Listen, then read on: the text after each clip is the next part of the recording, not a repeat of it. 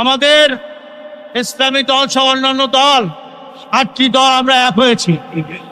আমাদের বিরুদ্ধে ইসলাম বিদ্বেষীরা তারা বিভিন্ন ধরনের ষড়যন্ত্র করতেছে।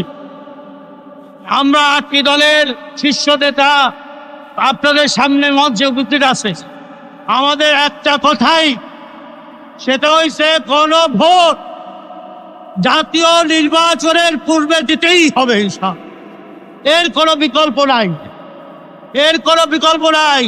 বিএনপি যে বারবার বলে যে ফেব্রুয়ারির জাতীয় নির্বাচনের সময় আমরা কোনো ভোট চাই। আমি একটা উদাহরণ দিই আপনাদেরকে, সাংবাদিক বন্ধুরা আছেন।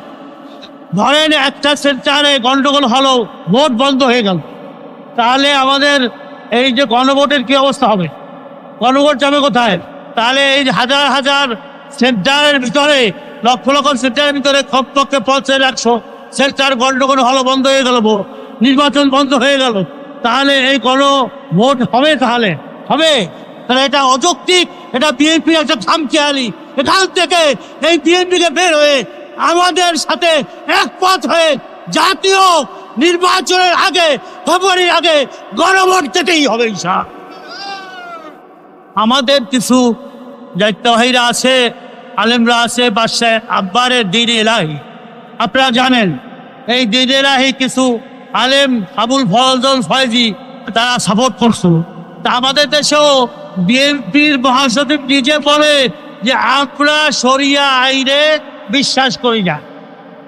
আচ্ছা, কেউ যদি বলে আমরা শরিয়া আইনে বিশ্বাস করি না, তার ঈমান থাকে? থাকে না। তাহলে কোন আলেম নামদারি, কোন হুজুর, কোন মৌলবী যদি বলে আজ এই ইসলামী 8টি দল নিয়ে যে আমরা জোট করেছি নির্বাচনী সংস্থা, এইটাকে আমরা বিভ্রান্ত করে তাদের কাছে যাবেন না, তারা বিএনপিকে সাপোর্ট করেন। আচ্ছা, বিএনপি যেখানে বলে আমরা শরিয়া আইনে বিশ্বাস করি না, এটা কোনো মুসলমান পারে?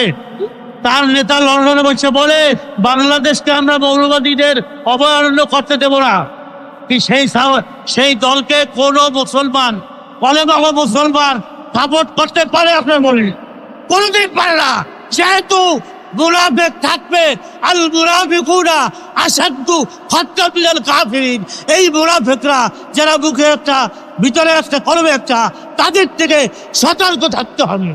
ইনশাআল্লাহ আমরা বলতে পারি, আমরা যে জোয়ার গণজোয়ার দেখতেছি পাড়ায় পাড়ায়, মহল্লায় মহল্লায়, জেলায় জেলায়, থানায় থানায়, সব জায়গায় আজকের ইসলামী দলগুলা যে ঐক্য হয়েছে, বলে যে হুজুর আগামীতে এই ইসলামী আপনার দলগুলা সরকার গঠন করবে।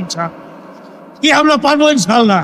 আপনারা যদি সবাই এক হয়ে সব জায়গায় যদি ইসলামের পক্ষে কাজ করেন, কারোর সাধ্য নাই এবার ইসলামী দল, ইসলামী শাসন, ইসলামী সরকার গঠন করবেই করবে ইনশাআল্লাহ।